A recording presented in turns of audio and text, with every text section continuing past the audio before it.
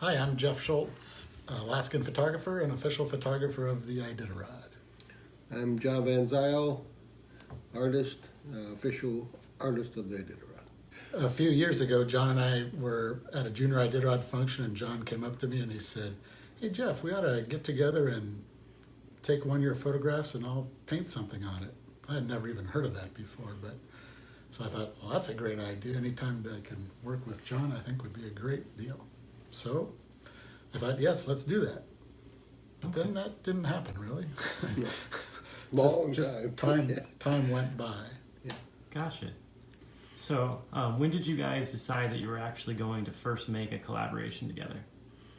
Well, actually, when Jeff's son Ben fell, we decided maybe that was the time to do something and to dedicate it, the monies towards Ben's care and the family's care. Gotcha. Yeah. So that's what we did. We combined one of my Iditarod photos, which I showed him a big selection of them, and he chose one that he felt could work well with the painting. And I made a print of it, sent it to him, and John did the rest. So, Jeff, could you tell me a little bit more about what Ben's story is? What happened? Why did Ben need some help and some care? Well, on June 5th of 2017, Ben, training with the Anchorage Fire Department, fell 100 feet down a ladder, and he suffered a traumatic brain injury. And it was a life and death situation. So we did everything we could just to be with Ben, and then over time, different expenses came up, and so this helped with that. And so, John, what made you think about doing a fundraiser for Ben? What gave you that idea? Well, number one, I thought it was a worthy cause. I mean, here's a kid who has basically devoted his life to us, Alaskans, and why not? It would help. Yeah. So tell me about that project, that first project you guys did together. So the first project, I think you just mentioned, Jeff, why don't you send me some ideas, some photographs, and I'll pick one. And so I emailed him a bunch of pictures, and he picked one, and we made a print up of it and sent it to him. And then what happened when you got it? Basically, it was kind of the same way I normally paint, only different. I glaze, many layers of transparent, basically water color, and you can't do that on photographic paper. And so I basically had to lay a layer down of heavier paint so that it wouldn't ball up, and then just continue painting. Okay. What was the first painting? Can you tell me what that painting looked like, or what was in that painting, or what sort of the story of that image was? Yeah, so the photograph is of Iditarod musher Mitch Seavey, just about to the crest of Rainy Pass, the summit itself, between Rainy Pass Checkpoint and Rome. Near Pack Creek. Near Pack Right. Creek. Yeah. Yep, Pass Creek. And then it was at dusk, so there was some nice glowing alpenglow on the mountains behind, and the musher Mitch is in the shade. And then John did his magic and created.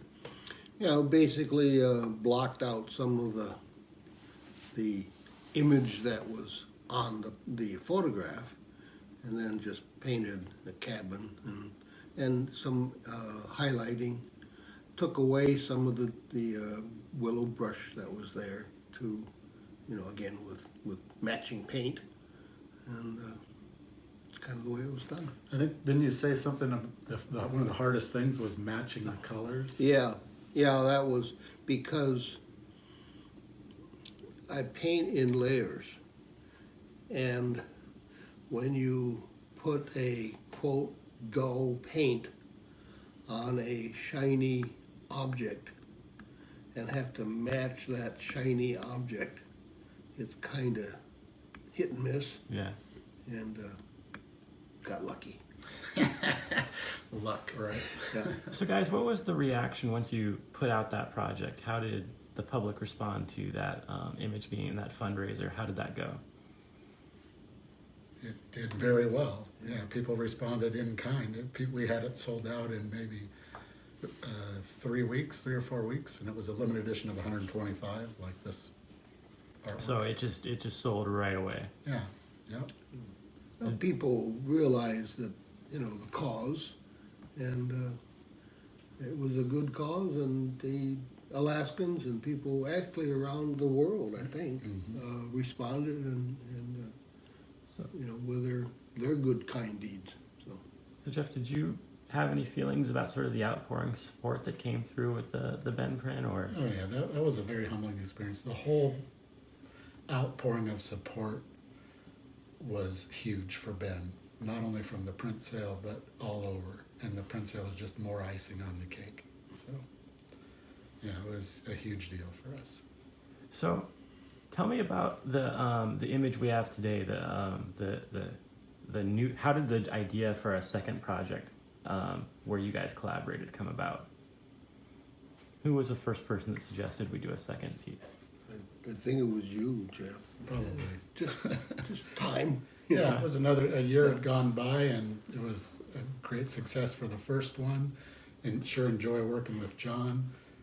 So I thought it was my idea for the Northern Lights thing, because I really liked the aurora, and I thought, why not combine a kind of a real aurora, a photographic aurora, with a great Alaskan scene that Jon could think up. And so I emailed Jon a bunch of photographs of mine that I thought would work good, because I'm thinking if I'm doing the aurora in some kind of mid-ground, Jon needs to put something in the bottom part of it, more earthbound kind of thing. So I emailed him a bunch, and he chose one.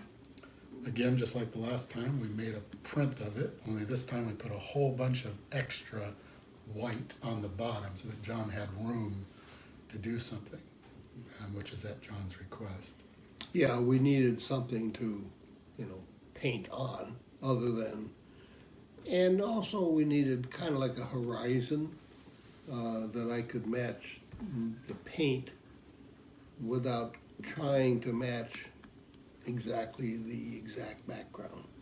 Gotcha. And so the horizon became the lake bed or the river bed. Yeah, you did a great job on that. Matching the trees on this, my tree line with his tree line, is pretty amazing that he was able to. When you end up looking at this close and just see that transition, mine is just stops like a rock down here. It's just white. But he just did a great job with that. Jon, can you tell me about the scene that you chose to paint and what the story there is and how you see that image? Well, it's Jeff's photograph is kind of quiet, it's a quietness of the Northern Lights, and I didn't want to do an exciting dog team kind of thing to interfere with that quietness, and so it was just kind of an easy decision to make a camping scene, with the dogs laying around and the guys fixing food for him or the dogs. Okay. So Jeff, when you received the final product from Jon, and you saw what the painting looked like on top of your photograph, what was your initial reaction to seeing the finished It was version? fantastic. Matter of fact, this is what the first sketch was that Jon showed me, right? He showed me this sketch. Okay. And when I saw the sketch, I just thought that was great. This just seeing what his idea was wonderful. And so then, first go around on this, I think it's better than the first one. So, Okay. but who's judging? Yeah, people. Yeah, I do agree. I think this one is better. The first one was simple, Mm-hmm. and it was quote unquote an easy concept to add to, at least in my way of thinking, Right. and almost an unreal subject. There are no cabins at the top of Ringer Pass. Pass Creek, Pass Creek is, it's there by itself in the middle of nowhere. but that whole scene of that, dog team coming up to the summit, that just kind of struck me, and you needed something else in there as a human thing, concept. I wish there was a cabin up there and it Yeah. was glowing like that. Yeah. It looked pretty cool. Yeah. But so I guess this strikes you guys right off the bat as a scene that could really exist. Absolutely. Yeah. It has existed. It's Yeah. difficult to photograph, but man, this is great. Okay. Yeah, as I'm sure you have, camped a lot. Yeah, seeing us. Me with dogs, you with a camera. Yeah. So I know, Jeff, that for you, the way this is printed and presented, this is sort of your new thing. Whenever you do art prints, it looks a lot like this now on the Art metal. on metal. Yeah. And so tell me, why is that? Tell me about what this is and why you like it so much. Why this is a presentation you go for. Well, I like the art on metal prints or photographs on metal just because they're so sharp and crisp. And they're very easily, they're lightweight. They hang up on a wall super easy. They're ready to hang. You don't have to get them framed. And they last a long time. You can't put them in the sun necessarily for a long time, but they last a good long time. You can put fingerprints on them and wipe them off. But they're just stunning looking. That's what I like about them. Yeah, and me too. Had you seen art printed on metal before doing this, John? Or Actually, we started doing my art on metal a couple of years ago. We saw a lot of photographs done on them, including Jeff's and a couple others. But we decided that we could probably do the same thing with the paintings, instead of using paper, for reproductions. This would be another offset. It's nothing more than a different kind of marketing. These are they're somewhat more expensive than a print, but you don't have to frame them. Yeah, it's there and ready to hang. it's finished wall art, and it's a beautiful presentation, Yeah. and there's nothing more to it. Yeah, it fits. And I don't mean this the way it sounds, but it fits today's market of instantaneous something to put on your wall now. And it differentiates your work, I think, in a way. It looks different than presentations other people are doing. Yeah, I think, yeah. John, can you tell us how can we find out more about your art and see more of the work you've done? Is there do you have a website that people can go to? Or Oh, sure. Yeah, we've been doing art for almost 50 years, and our website is www.jonvanzyle.com. Galleries all over the world and reproductions and stuff, so okay, it's available. we'll make Gotta sure and find put it, a but- link to your website in the description so that people can come and see your work. Tell us where- about your show in Nome this March. Well, we were asked by the new Carrie McLean Museum in Nome to do a small retrospective show. We're going to be doing that in March of this year. That primarily Iditarod artwork? No. Iditarod is very, very, very small, of a limited amount of my output. So what other kinds of artwork do you do? Wildlife, birds, Alaskana, scenics.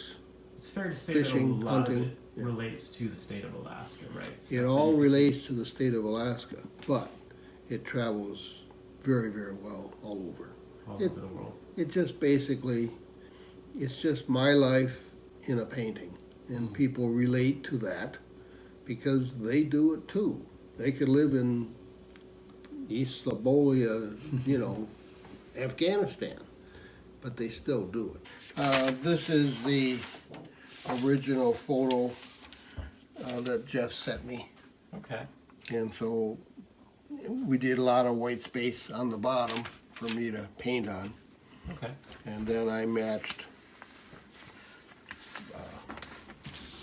my painting to his cutoff line.